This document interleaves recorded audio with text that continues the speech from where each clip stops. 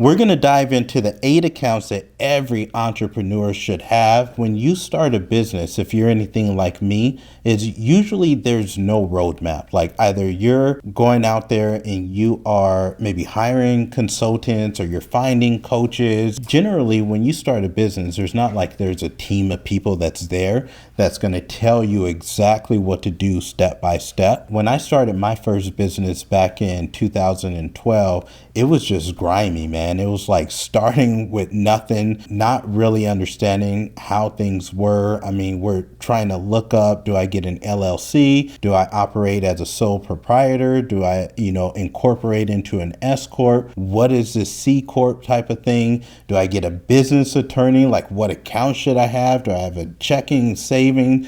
Do I work with Chase, Wells Fargo, Washington Mutual, Bank of America? It is so stinking confusing, and that's why I want to help you today really get clarity and break down what it ought to look like. If you're out there and you're an entrepreneur, you're a solopreneur, or you're building a really big business and you know your structures aren't really in place, that's why this episode is for you.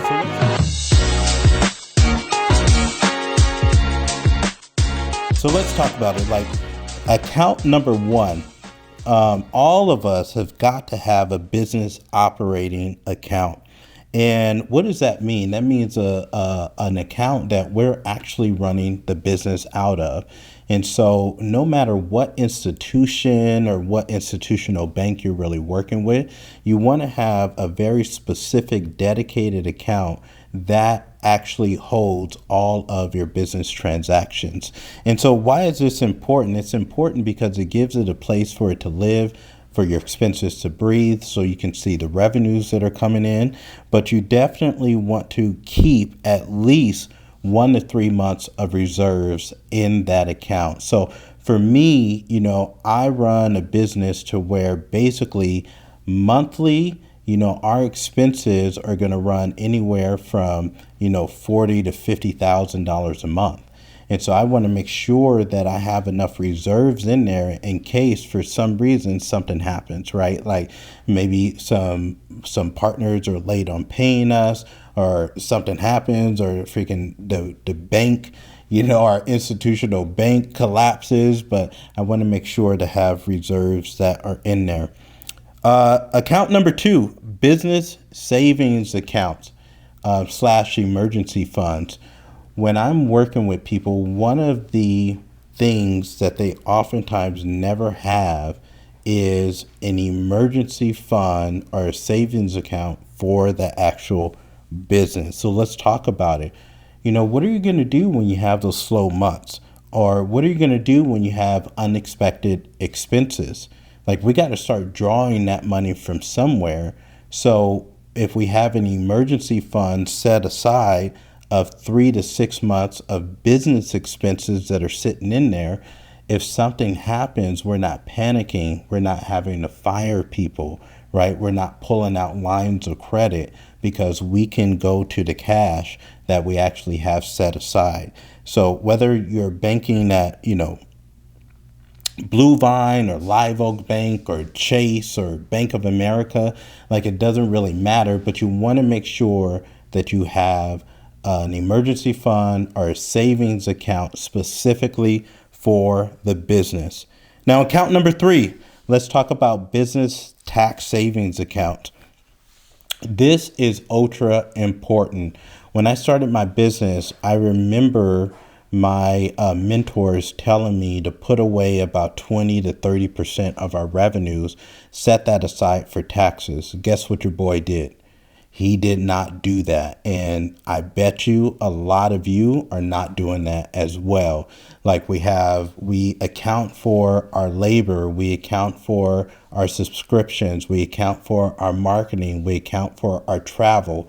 But a lot of times we're not accounting for the taxes that we're going to have to pay and that Uncle Sam expects, right? So we need to have a dedicated account to put money in for these taxes. One of the worst things that I've seen with our clients is that when it's time to pay taxes, they don't actually have the money. And then next year they don't have the money. And then what's happening is these tax bills are just stacking up on one another, accruing interest. And then we get to a place of where we might have to actually file for bankruptcy on this business because there's so many back taxes. So we got to make sure to have a business tax savings account. Okay. Now, number 4 is a personal emergency fund. As we're working with students, one of the first things that I ask them is, do you have an emergency fund for your personal account? And guess what most people say? Even if they make a ton of money, most people don't have an emergency fund. So just like you have an emergency fund for the business, then we need to have an emergency fund for your personal income. So this is the way I explained it to our student that I was just talking about, right? So he makes a good amount of money in his business, but his business is still operating as a sole proprietor, even though he's making hundreds and thousands of dollars. So that's a miss, right? At that point, and well before that, we definitely want to get to a place where we're incorporating this business. But from the business, I got to figure out how much do I need for my personal, right? To run my life and my personal lifestyle with me and my wife and my kids and the dogs and all that stuff. Let's just say that to run our lives is $10,000 a month. So from the business, I might be pulling over a good $15,000 a month so that I can cover our lifestyle. Now, out of that $15,000 a month of personal income, then I need to be putting a certain amount, and my model is 10%. I need to be taking 10% from that 15,000 or whatever it is that you're paying yourself or getting paid, and that's got to go to an emergency fund. And we want to fund that account anywhere from 3 to 6 months of our monthly expenses. So again, with this example, if my expenses are $10,000 a month, minimum in an emergency account, I want to have at least $30,000. Why? Same reason why on the business side. What if crap hits the fan? What if we have another COVID? What if something happens to a family member? What if you lost that business or you lost that job? There's a lot of things that can happen in life that you just don't know. So you want to be prepared for those days, right? Number 5 is an investment brokerage account. I just did a video on my Instagram talking about the 3 accounts I wish I would have opened up earlier. And one of those accounts was an investment brokerage account. One of the biggest mistakes that I made was, my family taught me about savings, not saying that I did it or I did it very well, but at least they told me to save for a rainy day. What they never told me to do was open up a brokerage account and start investing at an early age. And I wish that I would have done that, but now we're at a place, especially if you're listening to this podcast or you're watching this podcast on YouTube, brokerage accounts is like a must have. It'd be like, I don't know, man. I got 3 sons and I think about what do I need to teach these dudes, right? And it's like, you gotta teach people certain things, right? How to read, how to maybe do laundry, how to cook, how to open a brokerage account. That should be like in the top 5 things that every human being knows to do, knows how to do, and know why to do it. And needs to start to happen from a very young age. So just like we have our savings account, our rainy day funds, our business savings accounts, all that stuff, we got to have, if not one brokerage account, multiple brokerage accounts. Like this has to start being taught in like the 1st grade, right? Why these things are so important. So we got to start building wealth, and inside these brokerage accounts, we can start investing into a lot of different things, whether that's ETFs, whether that's mutual funds, whether that's REITs, whether that's low cost index funds, it doesn't even matter, but it gives us a chance to start having our money work hard for us instead of us just always grinding for the money. So where do we find these brokerage accounts? There's a lot of different platforms that are out there. We use Vanguard, we also use Charles Schwab, and we also use Fidelity. So any of those are really good sort of platforms that you can use. So number 6, retirement accounts. So as a business owner, one of the best things you got going for you is your ability to pay yourself and to set up your own retirement accounts, whether that's a Roth IRA, whether that's a SEP IRA, whether that's a 401k plan. Like, you have lots of different options. But listen, all of us is going to meet that version of our older selves not that far in the future, right? Like, one of my mentors told me all the time, he says, Jamil, do the right thing and do the smart thing today, because you are going to meet yourself 30 years from now pretty darn soon. And that person who you're going to be 30 years from now is literally praying that you do the right things today. Just think about that. Think about you 20 years from now or 30 years from now, what life might be for you. Even when I was 20, if I would have thought about, man, what would my 50-year-old self wish that I was doing right now?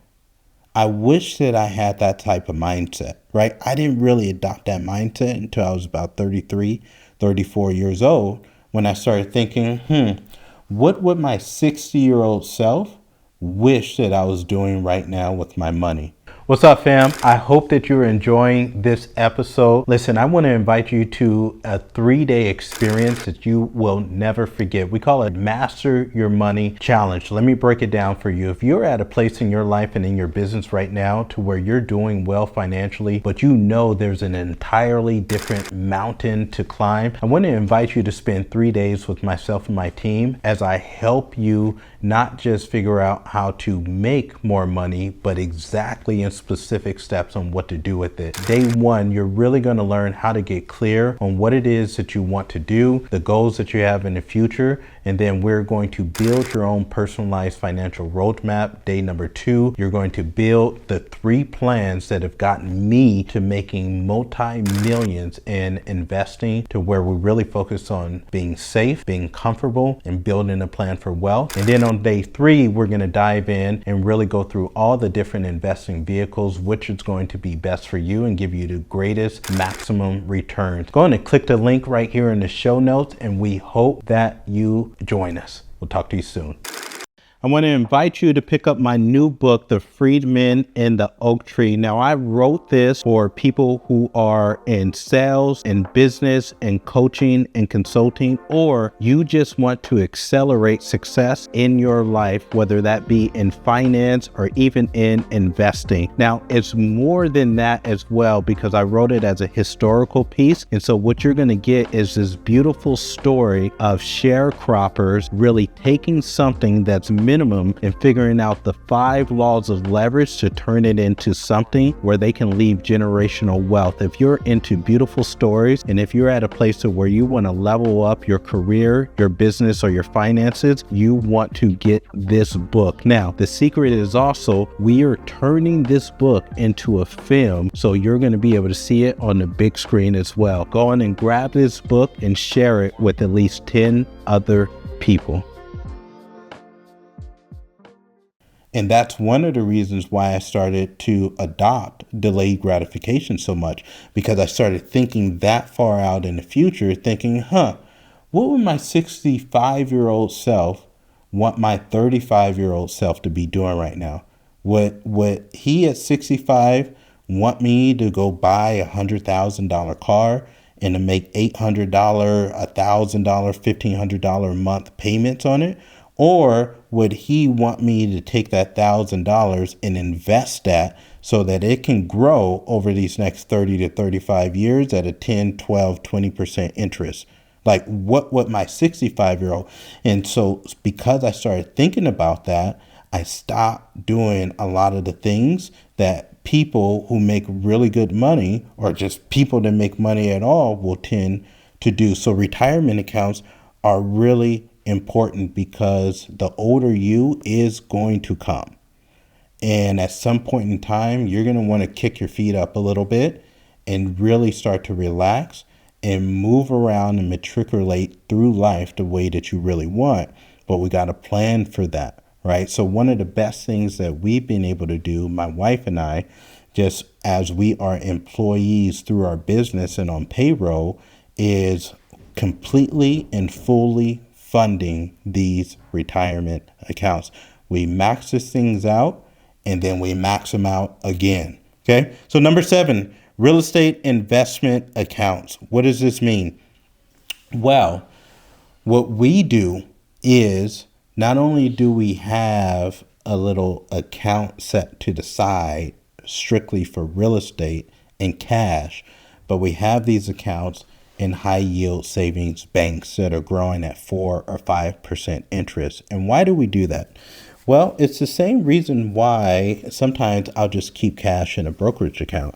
It is because at some point in time, real estate is going to go on sale, meaning there is going to be some sort of crash or correction. And if I have an account that's off to the side that has some money in it, when the market corrects, now I can go in and get good deals, right? So how you start to get, 20% returns, 30% returns, 40% returns is you wait for really good deals. And if you have an account that strategically is put off to the side where you can start to put some cash in and have that cash grow at 4 or 5%, when the market starts to dip or tank and when there's opportunities, now you can funnel that cash out and now start to go do those real estate deals. So these are some of the plays that top entrepreneurs call. Number 8, the number 8 account is something that I heard basically years ago when I didn't have any money. And I remember setting some goals, and I was listening to a speaker online, and he was talking about an account that he had, a special account that he had set up for his wife. And he called it a no questions asked account. And so he was talking about like how his wife, or maybe even just family members, like how dope it would be for them to just have an account that was set up that he replenished with money. And because they were so special in his life, they can go into that account. They can use that money for whatever they wanted without any questions at all. So I set that as a goal.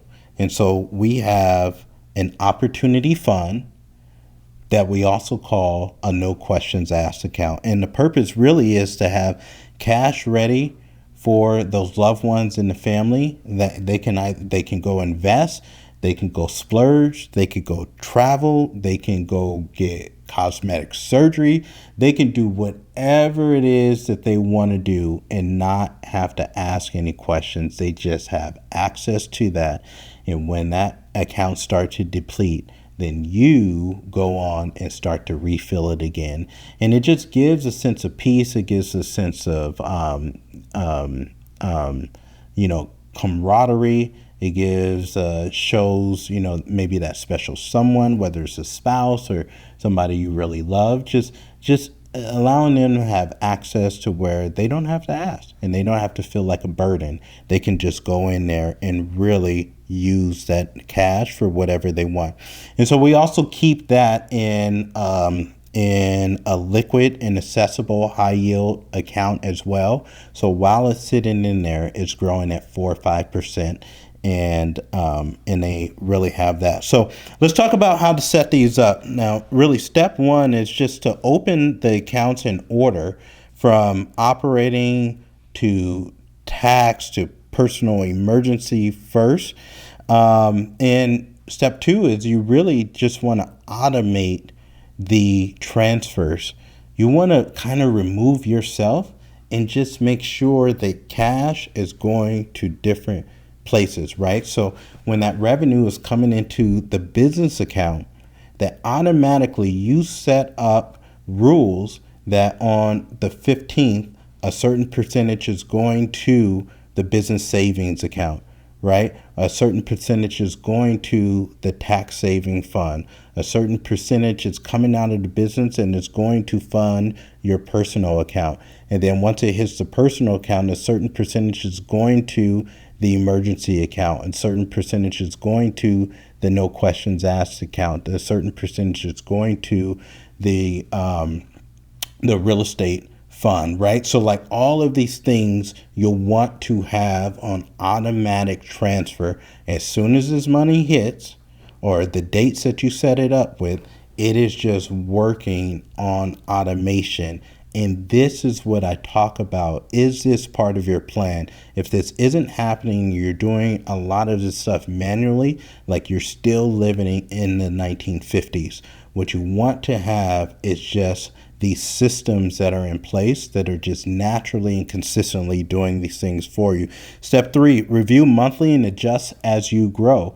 You know, when we're working with our students, we have them every Sunday night. It is a monitoring and review session. And the way that I explain it with them, it's like, if we look at their calendars for that week, I bet you they open up their calendars for all sorts of people and for all sorts of things. And what we don't do is we don't schedule strategic and specific time with us to really vet our own financial plan. So if I'm going to start scheduling time, you know, with my kids' schools, or I'm going to allow my team to book times on my calendar, or I'm going to allow some time for partnerships, or for me to go meet other investors, or for me to go look at other deals, wouldn't it make sense to schedule time with myself to review my financial plan? So we want to be monitoring and reviewing every single week. Step 4 is really protect this whole entire plan and system with insurance, with legal structures, and with estate planning. When I'm working with our students, we really have 3 plans. We have our safe and secure plan, we have our plan to be comfortable, and we have our plan for generational wealth. The very first plan is to be safe and secure. And how do you do that? You make sure that you're safe and secure through protection. Not only does it make sense to be safe and secure through protection, but it makes sense if you eventually want to start passing down generational wealth. I'm telling you, wealthy people do not just pass down money. What they do is they pass down a mindset. Okay, it's very important. And one of the ways that they pass down wealth is actually through protection components. Let me just explain to you really fast how it works. So we've all heard buy low, sell high, right? We've all heard that. Even if we're not doing that right now, you've heard buy low, sell high. That is not what like wealthy people do. What they do is they buy low, they wait for their assets to appreciate, and then when they appreciate, they take loans out against these assets. I did an episode on this a couple weeks back when I was even talking about my own brokerage accounts. So let's just say I have $3 million in my brokerage accounts that are invested over a subset of asset classes, whether that's REITs, whether that's equities, whether that's structured notes. It can be invested over a handful of asset classes. But my brokerage account, let's just say, is $3 million. Well, if I needed money, I wouldn't sell my positions. What I would do is I would go to an institution, to a bank, and I would say, hey, I have a brokerage account right now. It's valued at about $3 million. Will you lend me money against my account? And they will say, yes, we'll lend you anywhere from 70% of that account to 80% of that account. So if I got $3 million in there, let's just say they're willing to lend me 2.5 million. Well, that 2.5 million is tax-free money. It's tax-free money. Okay. Now, if I use that 2.5 million to go buy more stuff that makes me more money, and then eventually I borrow against those assets, now I have all this tax-free money. Okay, so we don't sell our positions, our assets. We just figure out ways to borrow against the real estate, to borrow against the brokerage accounts, to borrow against the insurance. Okay, so that if something should happen to us, we still have all of our assets. You want to stack assets in these different accounts. Now, this is where insurance comes in. Insurance comes in, let's just say that I have, $3 million of assets. I want to make sure to take out at least a $3 million insurance policy. Why? Because if I die, then my family can pay off all of these assets, but still keep all of these assets and just have them cash flow. Okay. If I have $5 million in assets, then I probably want a $5 million insurance policy. You see what I'm saying? So that's how people do it. So step 4 is to really protect yourself. Step 5 is to grow. So once these funds and these accounts are really funded, really shift your focus to multiplying through stacking assets, investing. So here's the deal. These are the 8 accounts that every entrepreneur wants to either consider or definitely wants to have. These accounts have really helped me significantly over the past decades that we've been helping hundreds and thousands of people and building businesses. So here's my encouragement to you. Don't wait for a crisis to get your financial foundation in place. Start with one account just this week, just one account, and then start building slowly from there. That step can change everything for your financial future. So just remember this as we leave. If your money doesn't have a system, someone else will build a system and take it from you. So I hope that this episode has brought you a tremendous amount of value. Look out for my one-day wealth event that is happening soon. Go on and click the link in the show notes and then drop a comment in the show notes. Let me know, drop a comment below and let me know which of these 8 you're going to start on and commit to first, and so that we can keep you accountable. Go on and like and subscribe, and we'll see you on the next episode.